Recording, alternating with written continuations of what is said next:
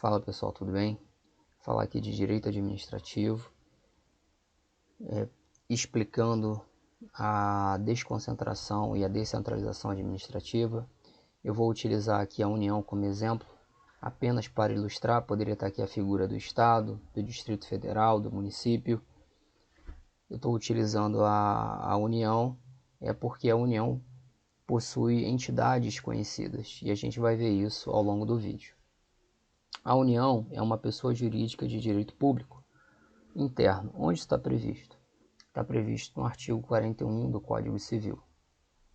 São pessoas jurídicas de direito público interno, a União, os Estados, o Distrito Federal, enfim. A gente tem aqui essa previsão. Então, a União é uma pessoa jurídica.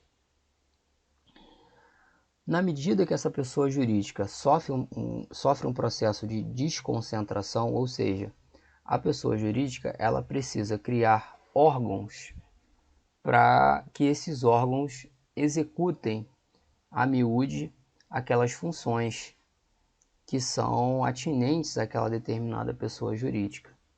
Então, os órgãos, eles são esse plexo de competências, segundo o Celso Antônio Bandeira de Mello, que vão dar prosseguimento a uma atividade do Estado, que vão manifestar a vontade do Estado. E aqui a gente tem esse exemplo. Eu tenho o órgão máximo da União, que é a Presidência da República. A Presidência da República, assim como todos os órgãos, não possuem o quê? Personalidade jurídica. A gente tem a Presidência da República, tanto é que se tiver alguma questão jurídica, alguma celeuma jurídica, em regra, não se processa a Presidência da República. Se processa quem? A União.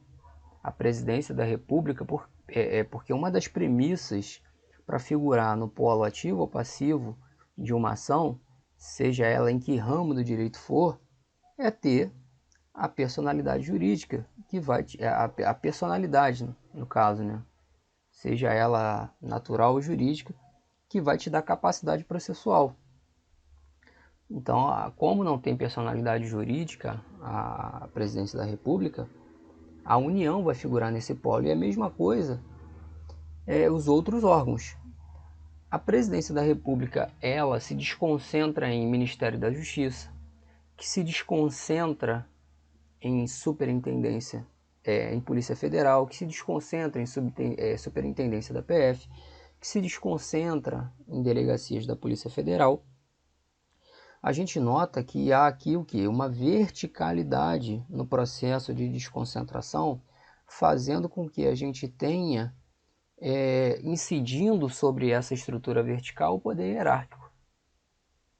A gente sabe que, né, apesar de hoje em dia haver muito questionamento numa ação do presidente da República, por exemplo, em trocar um determinado delegado, em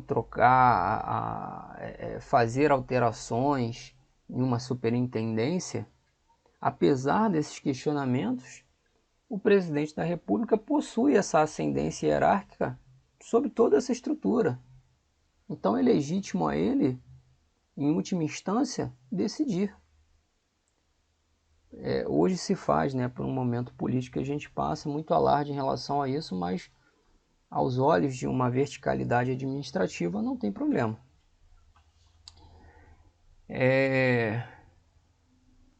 Já no processo de descentralização, o que vai ocorrer nesse processo de descentralização? Uma pessoa jurídica, que no caso aqui do nosso exemplo é quem? A União. A União, ela vai promover a criação de uma entidade que tem o quê? Que tem personalidade jurídica própria. E aí eu estou dando a origem a quem? A administração indireta. Essa origem da administração indireta, que é um gênero, vai possuir 4 espécies, que a gente vai ver cada uma delas aqui. Então é importante que vocês fixem isso. Eu saio de uma pessoa jurídica e crio uma outra pessoa jurídica. Essa criação ela vai se dar de diferentes maneiras de acordo com a natureza jurídica de cada pessoa jurídica da administração indireta. Nessa criação, eu não vou ter mais aquela estrutura verticalizada incidindo no poder hierárquico, não. Eu não tenho mais esse domínio direto, essa ascendência direta. O que eu tenho é um controle de legalidade agora, o chamado controle finalístico. Então, o que pressupõe o quê? Que essa pessoa jurídica criada para cuidar de um determinado assunto afeto ao Estado, ela tem a sua autonomia. Ela tem a sua autonomia.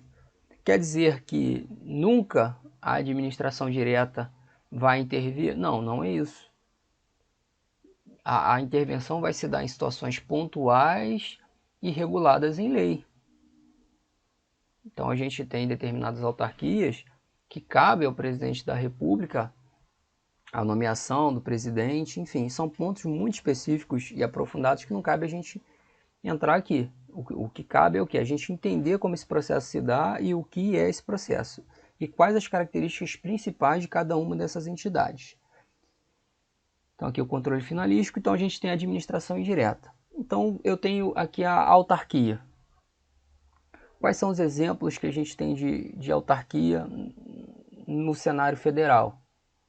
Nós temos o INSS, é uma autarquia federal, e nós temos o Inmetro, que é também uma autarquia federal. A autarquia é uma pessoa jurídica de direito público, que ela é criada por lei. E qual é essa diferença de ser criada por lei? Quando a criação se dá por lei, o nascimento se dá com a própria criação na lei. Isso quer dizer que eu não preciso registrar os seus atos constitutivos, seja ele contrato social, seja estatuto, no RCPJ, no registro de pessoas jurídicas. Então não preciso levar a registro para se dar o nascimento dessa pessoa jurídica. Não, com a própria lei está criada aqui a autarquia. A autarquia, ela vai desempenhar o quê? Uma atividade típica da administração pública. Toda vez que a gente estiver falando de uma atividade que é típica da administração pública, a gente vai ter essa noção de uma autarquia, que ela possui patrimônio próprio, receita própria e goza também de outras atribuições inerentes ao Estado.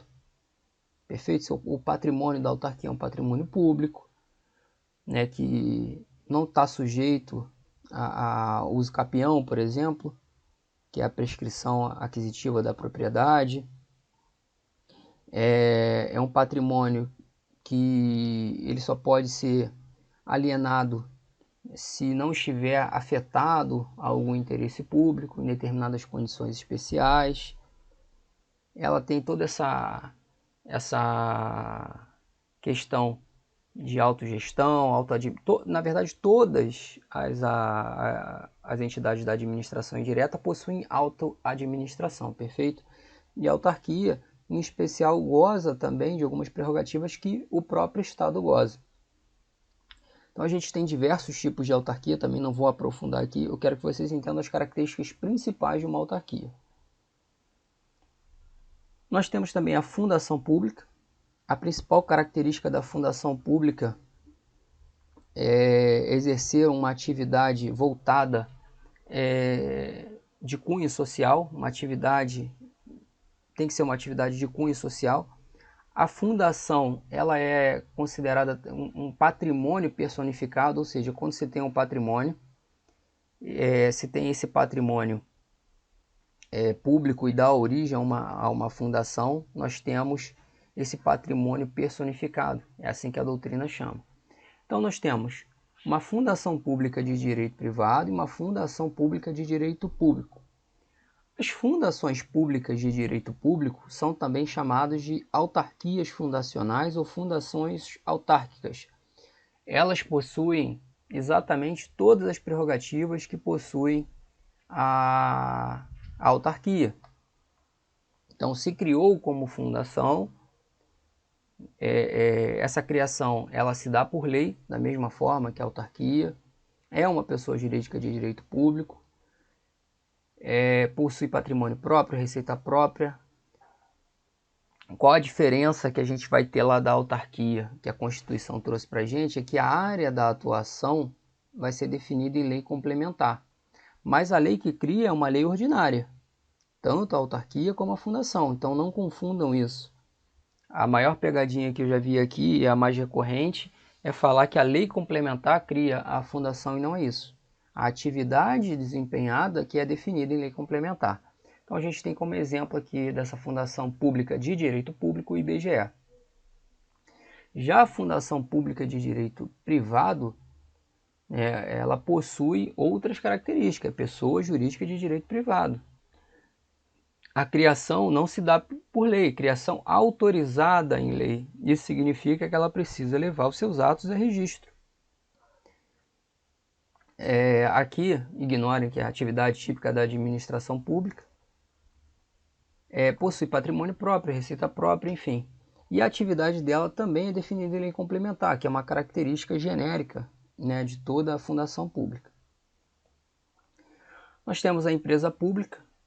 A empresa pública e a sociedade de economia mista, quais são as características dela? Elas vão intervir no cenário econômico.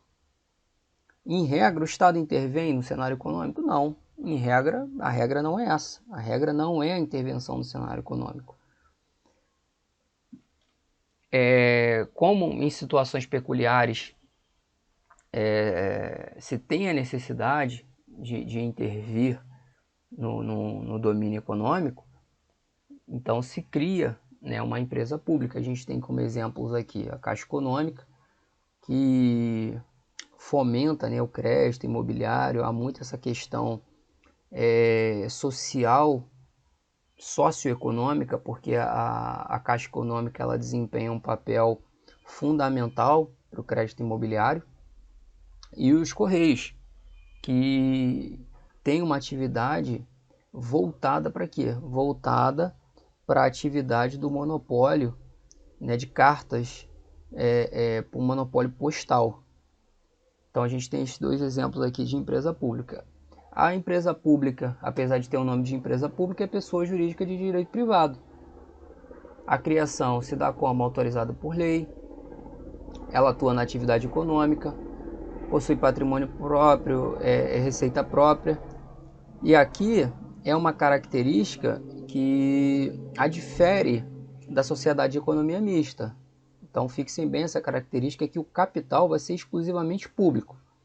Quer dizer que esse capital público tem que ser da administração direta? Não. Pode ter uma empresa pública criada pela administração indireta, com capital da administração indireta? Pode, desde que seja exclusivamente público esse capital. Ela pode adotar qualquer forma societária. O que é forma societária? Forma societária é a forma que a empresa vai organizar, né, as suas ações ou o seu patrimônio. Nem todas as empresas têm ações, mas toda empresa tem um capital, e a forma que esse capital está organizado vai definir qual a sua forma societária. Então a gente tem as empresas limitadas, temos as sociedades anônimas, temos as sociedades em comandita por ações, comandita simples, temos o empresário individual, enfim, temos várias formas societárias. Tirando o empresário individual, porque empresário individual não é forma societária, ou seja, não é uma sociedade, assim, o empresário individual, ela pode adotar qualquer forma societária, ou seja, qualquer forma societária é lícita a empresa pública adotar. A gente vai ver que também é uma característica marcante que difere da sociedade de economia mista. A gente tem como exemplo sociedade de economia mista aqui a Petrobras, e também temos aqui o Banco do Brasil, que também tem esse viés, né, econômico, de exploração de uma atividade econômica. É uma pessoa jurídica de direito privado, com a criação autorizada por lei, vai atuar na atividade econômica, possui patrimônio próprio, receita própria. Olha a diferença em relação à empresa pública. Enquanto na empresa pública o capital é integralmente público, aqui eu preciso ter mais de 50%, não confundam com 51%. 50% mais uma ação, ou seja, acima de 50% do capital tem que ser público. E outra diferença em relação à empresa pública é que ela só pode adotar como forma societária a sociedade anônima, enquanto a empresa pública pode adotar qualquer forma societária. Perfeito, pessoal? Espero que vocês tenham compreendido, visto bem essas características. Eu vou ver se recupero algumas questões em relação a essa organização, características, para colocar no grupo para treinamento, beleza? Qualquer dúvida é só postar. Um grande abraço. Fiquem com Deus, até mais.